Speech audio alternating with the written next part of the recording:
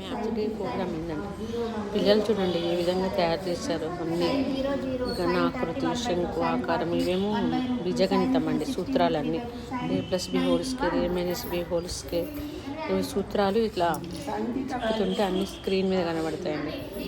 ఇవేమో అన్నీ ఇవ్వండి చూడండి.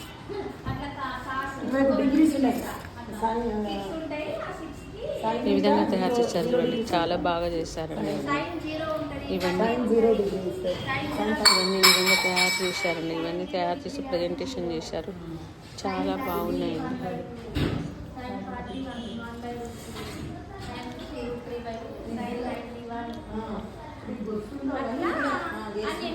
ఇది మ్యాథ్స్ పార్క్ అని చేశారు.